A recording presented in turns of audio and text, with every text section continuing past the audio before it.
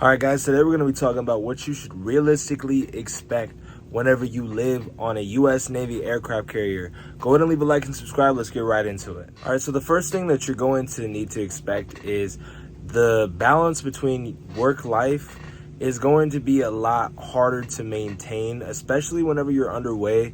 That shit is pretty much non-existent underway. I mean, you're going to have a little bit of time whenever you're off to kind of go take a shower, and maybe you want to play some video games or something. I strongly recommend getting like a Nintendo Switch or, a Kindle, something to keep your mind preoccupied before you get to your first ship.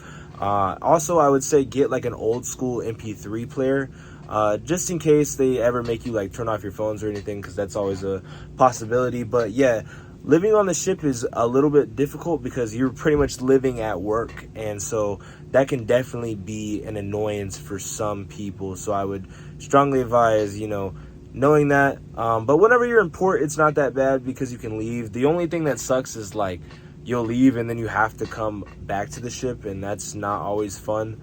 But honestly, like, I'm doing it right now and it's pretty manageable. Like, I just go out and explore San Diego, then I come back and I take a shower here, work a little bit. So it's really not that bad. The next thing to expect is definitely just a lack of personal space. I mean, whenever you're living on the ship, you're not just living by yourself, especially if you're enlisted. You're going to have other people in your berthing with you, other people in your space. And so sometimes that lack of personal space can definitely be a little bit hard to deal with. And, just expect that, there's always going to be people around you, and you learn to adjust to it after a while. But I would definitely recommend getting some type of like headphones or something just to, tune people out whenever you're not working, so that you can, stay mentally sane, because that is ultimately what we want for you, while you're living on the ship. And it is really what you make of it. If you love the people that you work with and you're just hanging out with your friends all the time, I mean, yeah, you live with them, but I mean, it's going to be like living with your friends, But I think if you haven't lived with anybody else before that's not like your, mom or your dad, it could be a little bit difficult. But like if you have siblings or something, you should be okay. I mean, you kind of fall into the military, and it's kind of like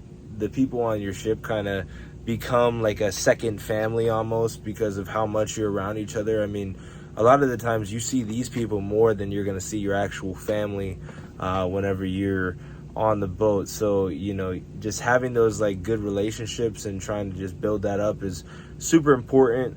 But also having time to yourself and feeling refreshed is also super important. So, you just got to just, know that there's going to be other people living here. And so you got to kind of like stay prepared.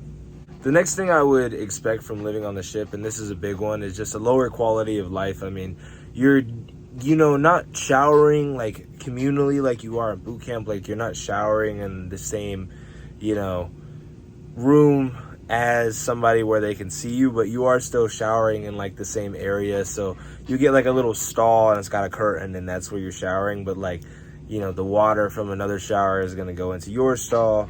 And sometimes like the heads are kind of nasty. The head is like the restroom, depending on where you go and how well the people who own it maintain it.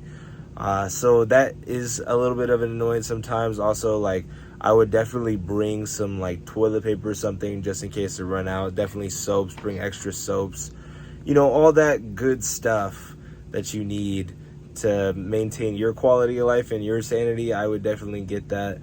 Also just expect like not a lot of space for your own stuff, unless you're got some rank or you got like a bunch of lockers or something. Like, you're probably not going to be able to get like a TV or something. Or I've seen people have like Xboxes and stuff, and they set them up at their work centers, and that's super duper cool, and people can definitely do that. But I will say, like, you're not going to really have a lot of room for like your own personal gear. A lot of the times, unless you have like a special rate, like we have a little bit more space than a lot of other people on the ship because we're MCs. So we have like our own, gear locker. But, a lot of people on the ship I know just have one locker and a rack, which is like their bed. And that's literally what they fit all their stuff in. So you just got to be careful. And also just, people steal stuff on the ship. So just definitely make sure you have stuff and you're locking it up. But yeah, I mean, living on an aircraft carrier is really, really, really not that bad. I would say it is what you make of it, like I said. So, you know, if you just come and you try to have a positive mindset and, you know, just don't limit yourself to this, especially if you're in port. Like, go out and see the area that you're in. Try to make some friends outside of the military or inside the military. I recommend getting some civilian friends just so you can kind of keep your, you know, civilian self intact, especially if you don't want to make like a career out of this. Like, I'm not really planning on making a career out of this. I'm just doing this right now.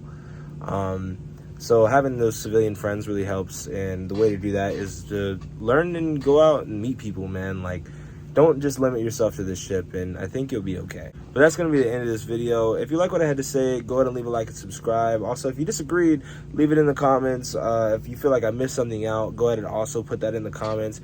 I appreciate each and every single one of you. Hope you have a great day. Peace.